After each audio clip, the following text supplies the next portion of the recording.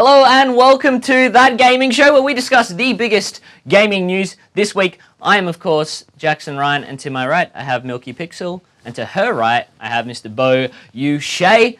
And we're starting off pretty local this week, guys, which is something we love to do here on That Gaming Show, don't we? It's always good when there's local news, making it. It's all about local for us, really, and we're going to talk about the PAX Australia Indie Showcase for 2017. So, for those that are unaware, of course, PAX is the Penny Arcade Expo. You would know that well, Milky? What? Mickle? Mickle? Mickle? You've obviously been. You've been Yes. many times, Beau. Of course, yeah. So Penny Arcade Expo, one of the biggest video game conventions in Australia. It's in Melbourne, October 27 to 29. Yeah, it's quite the global year. phenomenon. There's actually, big North American property that's set up in Australia back in 2013, I think the first one was. So pretty big deal, both in the gaming community especially, but there's lots of pop culture stuff in there as well. So yeah, it's quite a big event on the Australian gaming calendar. Huge. The biggest, I would Yeah. say. Yeah, well, we don't get a lot of big events over here, No. so it's really In comparison to the States, and- I mean, there's PAX Prime, the original PAX, and then you've got PAX East, PAX East. West. Like South. There's South as well. North, South, East, and West? Yeah, I think it's got all of them. there's a lot of PAX. Yeah, so we just have the one PAX here annually That's right. in Melbourne. Yeah. So PAX announced their Indie Showcase winner. So Indie Showcase is a section of PAX that essentially houses 6 indie games. So these are games by independent developers, games that are both from Australia and from New Zealand. And this year they announced Forts, which is a physics-based RTS. Gravity, which is actually from a team in Auckland. It's a physics-based arena brawler. We've got Projection, which looks really cool. It's a 2D shadow puppet adventure. That's what they're saying. Sky Noon, multiplayer FPS in Wild West. Apparently a little bit like Super Smash Brothers. The Gardens Between, and Virtually Impossible VR. Both of those guys are down here down there in Melbourne, in fact. And we're showing some of the footage behind of the trailers for each of the games. That's right. That's not just random video. No, these are actually the games that will be Chickens! featured down at PAX. So it's a really great selection. Well, it covers a lot of genres, which It is a cool does. thing. And obviously, they actually had over 100, I believe, at least over 100 entries Wow. to be in the Indie Showcase. Indie Showcase is real important as well because it's sort of highlighted in the indie section at PAX, and it has quite a lot of it's like a throughway basically. Yeah. So you do get a lot of foot traffic. What's caught your fancy, Milky?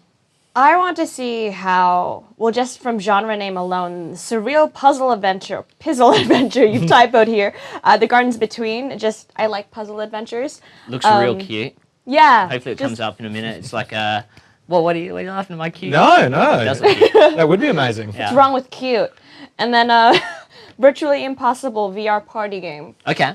We had to stop ourselves from discussing this earlier before the cameras rolled, but essentially we were wondering, would it be virtually impossible to showcase the Virtually Impossible VR party game at PAX with so much traffic going in? That's Would we right. get to enough people in time? I don't know, like virtual reality is always, it's still one of those things, kind of like a burgeoning field. And demoing VR is one of the hardest things, I think. While the demo itself, if you get in, always seems to win you over. Yeah. Unless you're actually able to go and play it, it doesn't really catch fire. Yeah. What do you think, Beau? Well, yeah, I remember being at PAX in 2013, and that was when PlayStation actually rolled out their VR unit for the first time. And the lines to get access to it were 3 hours long. So this is once you're inside, and hashtag fact check if you want to. I think it was about 3 hours. So I didn't actually jump in the queue because I was working. But yeah, like what you're saying, like how do you exhibit a game like that? Yeah. Effectively, I really hope there's that level of demand there. Obviously, the PlayStation VR experience was just rolling out at that time. So it's not comparing apples to apples, but I really hope there's that level of enthusiasm for that game and all these games. I mean, I think it's amazing that someone like PAX that has the clout that it does, that has the reach that it does, dedicates so much. They can dedicate floor space, that's fine, but actually like curating a list of games and making sure that there's a really good cross-section here of both, styles and genres, and, looking at some of the footage behind us, they're really colourful, bright. I think this is a really great example of what we're doing in ANZ in the indie scene. So yeah, it's really refreshing to see PAX get behind it. So good on you, PAX, for throwing your support behind something like this. Yeah, I for just sure. realized, What? as someone with slightly germophobic tendencies, Yeah. because VR has been at certain conventions. I mean, it was at PAX last year. Yeah. It was at EB Expo last year as well. How is the face traffic with something like that? Like that the is- hygiene factor. That is a fantastic question, to be So perfectly if honest. there's anyone out there from Dettol who'd like to sponsor PAX this year, or Purell. you know, Milky Pixel's available for sponsorship if you want to send it down. So it is actually an interesting thing, because I think about it as well when I was working in retail, and we wouldn't allow people to try them on. And we wouldn't allow people to put headphones in their ears, because basically Hygiene. HNS, like Yeah, right. you have demo units for the over-ear ones, but in-ear stuff, never. No. We'd never Yeah. do that. So, and you It's the retail same at as the well. Microsoft Yeah. store. So the Microsoft store here in Pitt Street Mall in Sydney has the HTC Vive and Yeah. the demo, and we have the alcoholic wipes and everything. Yeah.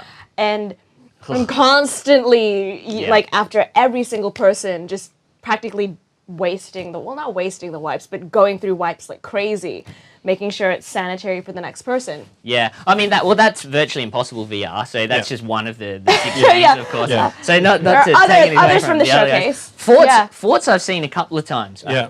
And I think you were saying earlier, Yeah. but that looks like Worm. Yeah. Well, that's when we were talking about the games that we kind of had most affinity to. Forts is probably the one that is highest on my radar. Are the ones that we've seen. Obviously, we haven't had a chance to play them yet, but having played Worms quite a bit at university all those years ago, yeah, like it looks really fun. You know, It's always had a positive reception at PAX. I think they've exhibited at least once before, Yeah, right. maybe Okay. twice.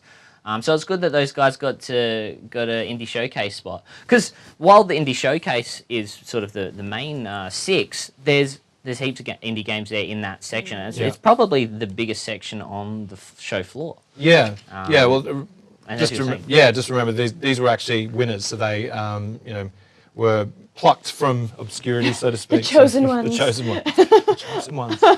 We got a question, a comment here from Jonathan Roses. Some of the VR lines at E3 were booked for the entire day, so like a 6-hour-ish wait. He's saying, with within mere minutes of opening. Yeah. Wow. So and like you can see why VR has that appeal, because it really is quite still a new tech. Yeah. But to me, it always seems like VR is massive at these shows, and then not so much afterwards. Do you guys see that as well, or? Well, I think it's still in its teething phase, right? It's not as readily accessible as we'd like because it's Money. The cost The price factor. point. Yeah. You'll have people coming into I've experienced this firsthand. You have people coming into the store when we're piloting a VR experience, and they'll be like, "Oh, how much is it?" And when you say, "Oh, in Australia, the HTC Vive retails for $13.99," or Yeah. that's not Yeah. with a decimal point in between. That's actually $1,399, Yeah, not including the minimum 2.5 kPC Yeah. to So to that you run need it. a high-end PC on top That's of it. that to run the system. Yeah. So It adds up. yeah, it's a great piece of kit. Like it's fantastic. You know, but once Not we everyone when can we afford it. not everyone can afford it. So, So you're saying that price is the barrier to VR? One of them. one of them, yeah. It'll get there, like with everything. You know, we used to pay $30,000 for high def TVs once upon a time. True. So it'll come down eventually. But just on the PlayStation, I think has got the entry level price for that, and that's when you just plug in your PlayStation, right? So there's a little peripherals that go with it, but that's kind of I feel like the entry point for it. So And how it has to come into market, sort of thing. Yeah, One of the yeah. interesting things that we saw a couple of weeks ago, Beau and I'm not sure you were there, Milky, is the IGEA, Oh, wasn't DA there? Digital 18. Australia study. Yeah. So they were talking a lot about VR, but in applications outside of gaming. So using Yeah. virtual reality in places like hospitals. So Yeah. that's sort of, to me, honestly, that's sort of where the market is for a virtual reality application initially. Like, I think that you'll get a lot more money go into places like that than you will get big AAA games, at least at Yes. this stage, for video games. Yeah. Even though video games sort of are the ones that started the whole thing, Yeah. in a way. I think VR has such power in those Yeah. other applications. Yeah, well, that was something Dr. Jeffrey Brand covered in the Yes. in the study when he presented it. That preventing falls and all kinds of mental health problems, like dementia and other things that it was helping solve. So yeah, Treating PTSD. there you go. Yes. Yeah, So- stuff like that. Even like surgeries and things like that as well. Any of the other ones grab your attention? I say grab because gravity, but gravity. It's actually playing behind us now. It's kind of like a little arena brawler, Oh. sort of Smash Brothers as well. I said Smash Brothers for Sky Noon. I mentioned that as well. Yeah. That's an FPS. But it's kind of like a push and pull sort of Yeah. game. There's Yeah, forts there, there's of course, forts, coming yeah. through as Worms, well. I see the reference. See Yeah. the worms reference. No worms, which is disappointing if you're a fan of any of those. So there's your opportunity out there for a Worms mod. There you go, straight away.